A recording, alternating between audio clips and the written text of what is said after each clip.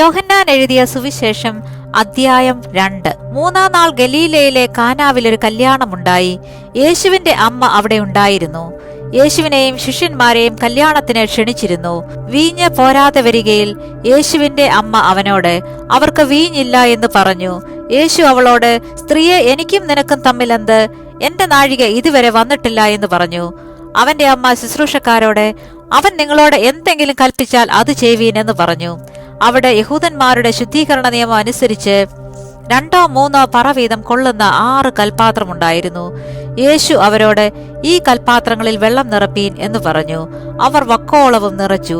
ഇപ്പോൾ കോരി വിരുന്നുവാഴിക്ക് കൊണ്ടുപോയി കൊടുപ്പീൻ എന്ന് അവൻ പറഞ്ഞു. അവർ കൊണ്ടുപോയി കൊടുത്തു. അത് എവിടെ നിന്ന് എന്ന് വെള്ളം കോരിയ ശുശ്രൂഷക്കാരല്ലാതെ വിരുന്നുവാഴി അറിഞ്ഞില്ല. വീഞ്ഞായി തീർന്ന വെള്ളം വിരുന്നുവാഴി രുചി നോക്കിയാറെ മണവാളനെ വിളിച്ചു. എല്ലാവരും ആദ്യം നല്ല വീഞ്ഞും ലഹരി പിടിച്ച ശേഷം വിളപ്പമായതും കൊടുക്കാറുണ്ട്. നീ നല്ല വീഞ്ഞ് ഇതുവരെയും സൂക്ഷിച്ചു വെച്ചുവല്ലോ എന്ന് അവനോട് പറഞ്ഞു. യേശു ഇതിനെ അടയാളങ്ങളുടെ ആരംഭമായി ഗലീലയിലെ കാനാവിൽ വെച്ച് ചെയ്തു തന്റെ മഹത്വം വെളിപ്പെടുത്തി.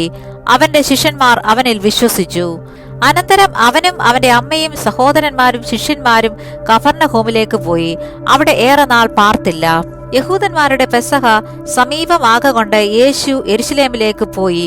ദേവാലയത്തിൽ കാള, ആട്, പ്രാവ് എന്നിവയെ വിൽക്കുന്നവരെയും അവിടെ ഇരിക്കുന്ന പൊൻവാണിഭക്കാരെയും കണ്ടിട്ട് കയറുകൊണ്ട് ഒരു ചമ്മട്ടി ഉണ്ടാക്കി ആടുമാടുകളോടും കൂടെ എല്ലാവരെയും ദേവാലയത്തിൽ നിന്ന് പുറത്താക്കി. പൊൻവാണിഭക്കാരുടെ നാണ്യം തൂകിക്കളഞ്ഞ് മേശകളെ മറിച്ചിട്ടു. പ്രാവുകളെ വിൽക്കുന്നവരോട്, ഇത് ഇവിടെ നിന്ന് കൊണ്ടുപോകുവീൻ, എന്റെ പിതാവിന്റെ ആലയത്തെ വാണിഭശാല ആക്കരുത് എന്ന് പറഞ്ഞു.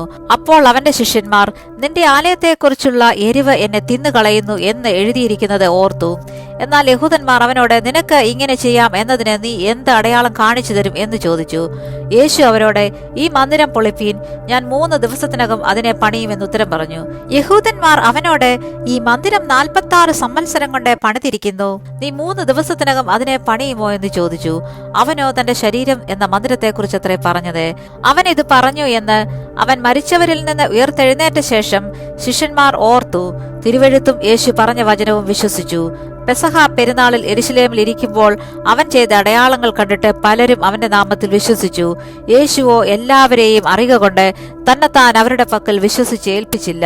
മനുഷ്യനിലുള്ളത് എന്തെന്ന് സ്വതവേ അറിഞ്ഞിരിക്കിയാൽ തനിക്ക് മനുഷ്യനെക്കുറിച്ച് യാതൊരുത്തിന്റെയും സാക്ഷ്യം ആവശ്യമായിരുന്നില്ല.